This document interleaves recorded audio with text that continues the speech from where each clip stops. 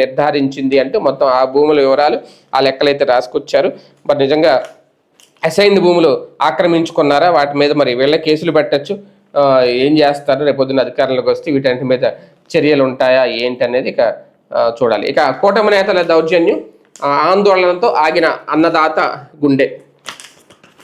ఇక్కడ ఇది చాలా కీలకమైన అంశం. కాకపోతే రైతులకు సంబంధించి భూమిపై అన్ని హక్కులు, రికార్డులు, పట్టాదారు పాస్ పుస్తకాలు ఉన్నప్పటికీ కూడా కూటమి నాయకుల అండతో రెచ్చిపోతున్న అక్రమణదారులకి రెవెన్యూ అధికారులు అండగా నిలవడంతో రైతు గుండె ఆగిపోయింది. కేవలం వైఎస్ఆర్సీపీ సానుభూతి పడని అధికారులు నిర్ణయంతో వ్యవహరించిన ఘటన చిత్తూరు జిల్లా పలమనేరు నియోజకవర్గం పెద్ద పంజాని మండలం అమరాజుపల్లిలో చోటు చేసుకుంది. గ్రామానికి చెందిన ఎస్ మహమ్మద్ షఫీ 53 సంవత్సరాలంటే ఈయనకి గతంలో అదే గ్రామానికి చెందిన అలీ సాబ్ నుంచి 4 ఎకరాల పొలం తన భార్య తస్లీం పేరిట కొనుగోలు చేశాడు. పట్టాదారు పాస్ పుస్తకాలు పొందాడు. అప్పటి నుంచి సాగు చేసుకుంటూ జీవనం సాగిస్తున్నారు. తన ఇరువురు కుమారులను చదివించుకుంటూ వైఎస్ఆర్సీపీ సానుభూతిపరుగా కొనసాగుతున్నాను, పని చేసుకుని పోయాడు. అయితే చంద్రబాబు ప్రభుత్వ అధికారంలోకి రాగానే గతంలోనే భూమిని విక్రయించిన కుటుంబీకులే అదే గ్రామానికి చెందిన అధికార పార్టీ నేతల సహకారంతో భూమిని దున్నడానికి ప్రయత్నించారు. దీంతో మొహమ్మద్ షఫీ కుటుంబం వారిని అడ్డుకుంది. అయినప్పటికీ అధికార పార్టీ నేతల అండదండలతో తరచూ దౌర్జన్యం చేసేవారు. దీనిపై న్యాయం చేయాలని పలుమార్లు తహసీల్దార్ని షఫీ వేడుకొన్నా పట్టించుకోలేదు. దీంతో మాజీ ఎమ్మెల్యే వెంకటేష్ గౌడ్కు తమ సమస్య చెప్పుకోవడంతో ఆయన తహసీల్దార్తో మాట్లాడారు. న్యాయం చేస్తారని చెప్పిన తహసీల్దార్ ఆపై పట్టించుకోలేదు.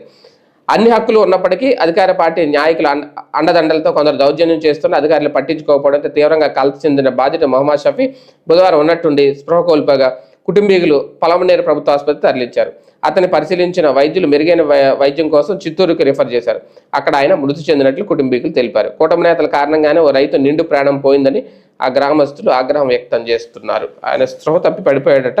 మరి నిజంగా దానివల్లే ఆయన గుండె ఆగిందా, ఆ ప్రజలు తట్టుకోవడం వల్ల, లేదంటే ఆ మరణాన్ని రాజకీయం చేస్తున్నారా ఏంటనేది కూడా ఇక చూడాలి. ఇక లెబనాన్పై భీకర దాడులు లోపల పేజీలో సాక్షి హైలైట్ చేసింది.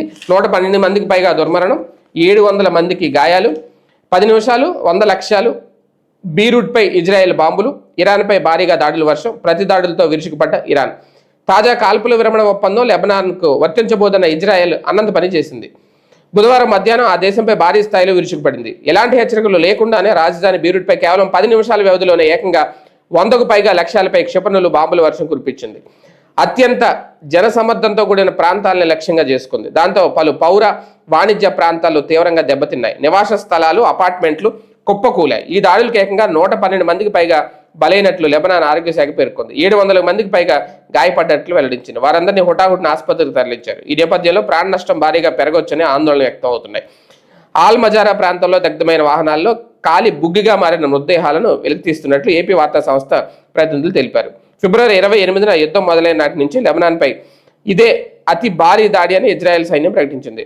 దక్షిణ లెబనాన్తో పాటు తూర్పున బెక్కాలోవి పైన క్షిపణుల వర్షం కురిపించింది. ఈ దాడులపై మీడియా ప్రశ్నలకు అమెరికా అధ్యక్షుడు డొనాల్డ్ ట్రంప్ కొండ బద్దలుగొట్టినట్టుగా బదిలిచ్చారు. ఇజ్రాయెల్ లెబనాన్ ఘర్షణకు ఇరాన్తో సంబంధం లేదు కనుక కాల్పుల విరమణ ఒప్పందం లెబనాన్కు వర్తించబోదు అని మరోసారి స్పష్టం చేశారు.